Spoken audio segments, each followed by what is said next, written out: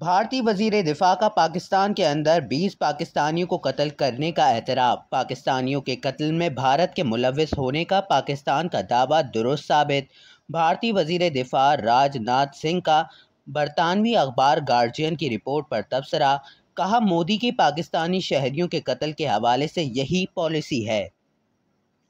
वज़ीर दिफ़ा ख्वाजा आसिफ ने भारत की औकात याद दिला दी। एडवेंचर की कोशिश हुई तो मुंह तोड़ जवाब देंगे। भारत का हिसाब हमने हमेशा फौरी तौर पर चुकाया। हिसाब बराबर करेंगे, कोई उधार नहीं छोड़ेंगे। पुलवामा वाक़े पर भी दरअंदाजी की कोशिश की गई। हमने खैरात में भारत का पायलट वापस किया। भारत के साथ जो पहले हुआ वही दोबारा होगा। भारत की दहशतगर्दी आलमी सतह पर सामने आ चुकी है।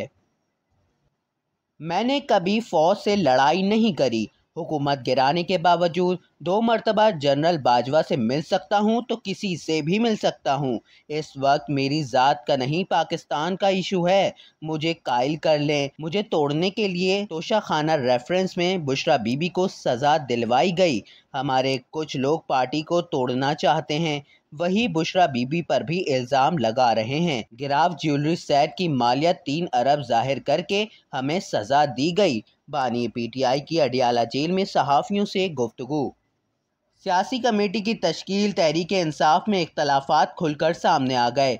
मुझे फटने पर मजबूर ना करें। शहरयार आफरीदी की वार्निंग।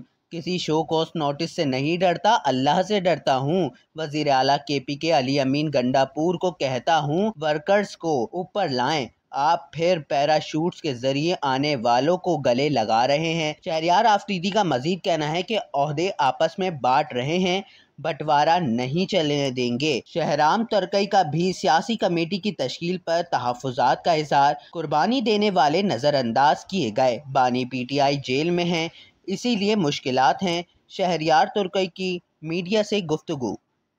शेर अफजल मरवत की शहरयार आफरीदी के बयान की हिमायत। शेर अफजल मरवत के अंदर से अपने साथ रवैये पर नाला। पार्टी के कुछ लोग मुझे फ्रंट फुट पर नहीं देखना चाहते। मुझे नहीं, नुकसान पार्टी को पहुंच रहा है।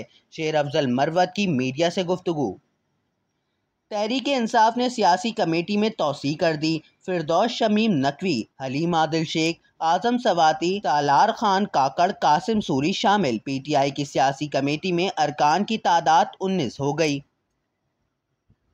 शहबाज शरीफ सऊदी अरब पहुंच गए। Prime minister office press wing की तरफ से जारी बयान के मुताबिक मदीना मुनव्वरा के हवाई अड्डे पर मदीना मुनव्वरा के गवर्नर HRS शहजादा सलमान बिन सुल्तान अल सऊद ने शहबाज शरीफ का इस्तकबाल किया। वज़ीर आज़म शहबाज शरीफ और शहजादा सलमान बिन सुल्तान के माबैन गैर रस्मी मुलाकात में पाक सऊदी ताल्लुकात पर गुफ्तगू की गई। दोनों ममालिक के दरमियान ताल्लुकात को मुस्तकबिल में भी मजबूत बनाने पर इत्तेफाक किया गया।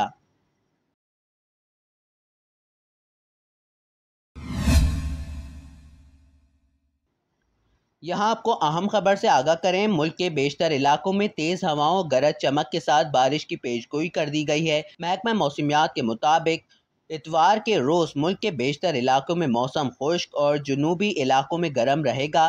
ताहम मैदानी इलाकों में बाद आज़ा दोपहर तेज़ गर्द आलूद हवाएं चलने का इम्कान है।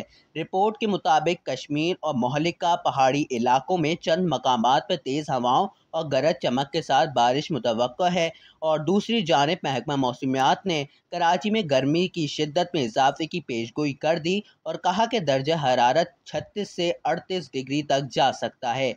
कराची समेत सिंध के बेशतर मकामात पर गर्मी की शिद्दत में इजाफे की पेशगोई कर दी गई है। महकमा मौसमियात ने कहा है कि कल से 9 अप्रैल के दौरान सिंध के बेशतर मकामात पर मौसम गर्म रहने का इम्कान है।